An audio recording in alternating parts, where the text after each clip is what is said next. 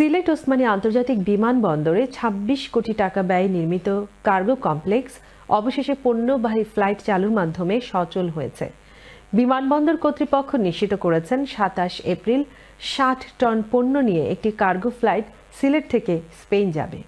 বিস্তারিত জানাচ্ছেন আমাদের বিশেষ প্রতিনিধি আব্দুল মালিক জাকা, ক্যামেরায় ছিলেন শামীম হোসেন। বিদেশে পণ্য প্রেরণ সহজতর করতে সিলেট ওসমানী আন্তর্জাতিক বিমানবন্দরে ২৬ কোটি টাকা ব্যয়ে কার্গো কমপ্লেক্স নির্মাণ করা হয়। এ লক্ষ্যে ২০২২ সালে কার্গো ফ্লাইট চালুর অনুমোদন মিললেও নানা কারণে তা বিলম্বিত হয়। আগামী ২৭ এপ্রিল প্রথমবারের মতো ৬০ টন গার্মেন্টস পণ্য নিয়ে একটি কার্গো ফ্লাইট স্পেন যাবে। সম্প্রতি ভারত সরকার ট্রান্সশিপমেন্ট সুবিধা বাতিল করায় অন্তর্বর্তী সরকার নিজেদের সক্ষমতা বাড়াতে এমন উদ্যোগ নিয়েছেন বলে সংশ্লিষ্টজন মনে করছেন। সিলেট ওসমানী আন্তর্জাতিক বিমানবন্দর পরিচালক হাফিজ আহমদ জানিয়েছেন, পণ্য পরিবহনের পূর্ণ সক্ষমতা ওসমানী বিমানবন্দরে রয়েছে এবং আন্তর্জাতিক সকল প্রোটোকল মেনেই পণ্য পরিবহনের সকল পদক্ষেপ নেওয়া হয়েছে।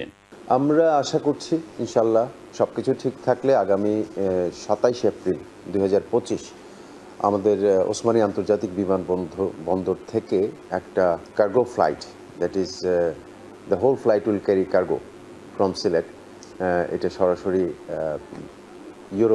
ইউরোপে চলে যাবে। সিলেট থেকে কতটি কার্গো ফ্লাইট পরিচালিত হবে এ প্রশ্নের উত্তরে বিমানবন্দর পরিচালক বলেন, চাহিদা বিবেচনায় তা নির্ধারণ করা হবে। এটা ডিপেন্ড করবে যে রপ্তানিকারক এবং ডেস্টিনেশন যে দেশ, সেই দেশের আমদানিকারক তাদের আয়োজনের উপরে। সিলেট চেম্বারের সাবেক সভাপতি খন্দকার সিপার আহমদ এ উদ্যোগকে স্বাগত জানান এবং বলেন, এইটা আমার মনে হয় একটা ভালো দিক, এটা একটা ভালো সুযোগ। তো আমাদের দাবি থাকবে, বিশেষ করে যেহেতু কার্গো ফ্লাইট চালু হয়েছে, খুব শিগগিরই যাতে প্যাকেজিং সিস্টেমটাকে আমরা এখানে বসায় যাতে প্যাকেজ করতে পারি, এটা করা দরকার। যারা উৎপাদন করতো তারা কিন্তু একটু নিরুৎসাহিত ছিল।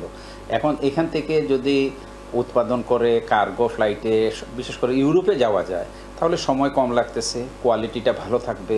আমার মনে হয় যারা উৎপাদক সেইখানে আবার বিনিয়োগ করবে, এখানে বিনিয়োগ বাড়বে। ওসমানী বিমানবন্দর থেকে কার্গো ফ্লাইট চালু করার দীর্ঘদিনের দাবি ছিল রপ্তানিকারকদের। উদ্বোধনী ফ্লাইট চালুর মাধ্যমে এর সূচনা ঘটল বলে মনে করছেন তারা। আব্দুল মালিক জাকা, চ্যানেল এস নিউজ, সিলেট।